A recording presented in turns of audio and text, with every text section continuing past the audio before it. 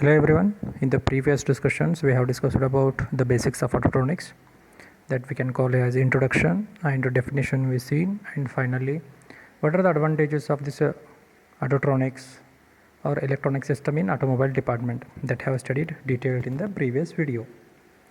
In this video, we will discuss about the components which play a very important role in automobile department from the electronics. The first, take a look of field effect transistor. As you all know, in an automobile, the number of electronic and electrical equipments are used for the different operations. Voltage available for them is of a constant frequency, and this voltage cannot be used directly for some electronic or else we can call here electrical equipments. Therefore, the voltage has to be converted into the required form. This conversion process is controlled by the power electronic devices. Just coming to the first power electronic devices, that is a field effect transistor. If we wanted to give the definition, means it is a device which utilizes a small voltage to control the current. This device has a unipolar charge carrier controlled by an electric field generated by the applied voltage at the junction. Therefore, these devices voltage controlled one, not rather than not we can call as the current controlled. These are the voltage controlled one.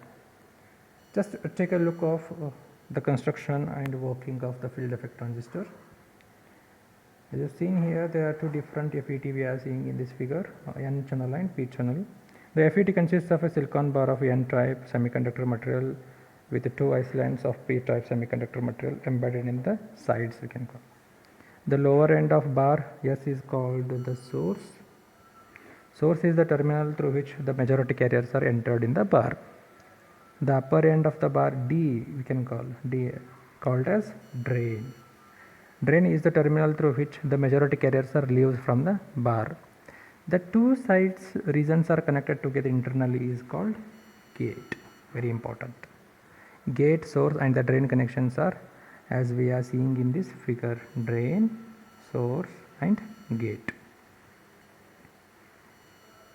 Next, what is a silicon controlled rectifier? What is a silicon controlled rectifier? It is also one of the most important topic of the electronics. So SCR is a semiconductor device that functions as an electronically controlled switch. It is one of the most important semiconductor device that include the transistors and diodes. And the basic purpose of this SCR is we are going to use as a switch that can turn on or off for the small and large amount of powers.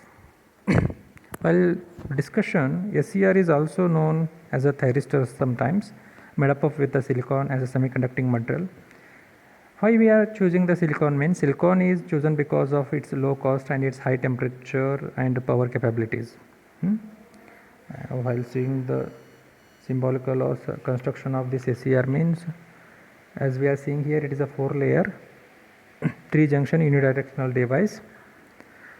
Anode, cathode and gate, there are the 3 terminals. The anode terminal of SCR is connected to the P type of material of PN structure, and the cathode terminal is connected to the N type layer of the SCR.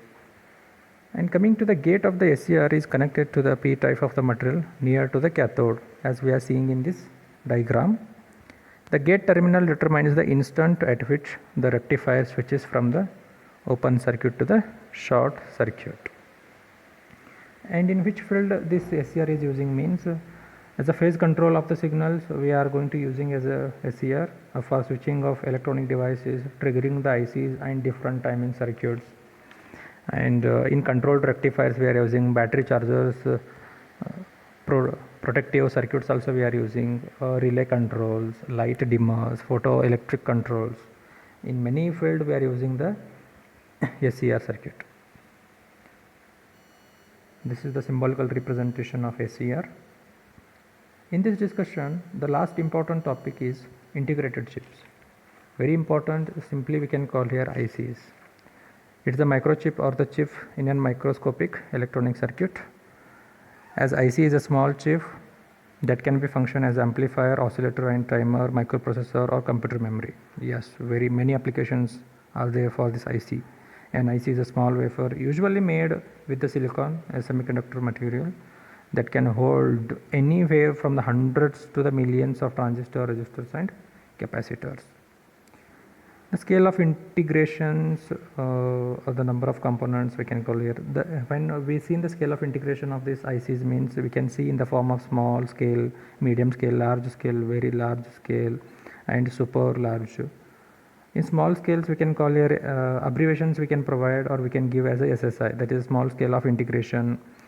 Medium scale we can give the abbreviation as MSI, medium scale integrations, large scale integration as LSI, very large means VLSI, super large means SLSI. These are the abbreviations we can give for the scale of large integrations. And the ICs can be classified as monolithic ICs, thin film ICs, thick film ICs and hybrid ICs. This is a brief view of the ICs, and advantages means high reliability is there, low cost is there, higher operation speed, consumer very tiny power, easily replaceable from mother circuit. But this IC is also having to some disadvantages. Individual components cannot be removed. This is the first major disadvantages of these ICs. And unable to dissipate heat, hence often damaged due to overcurrent. These are the two very important disadvantages. In the next video we will discuss number system and logic gates, guys. Thank you so much.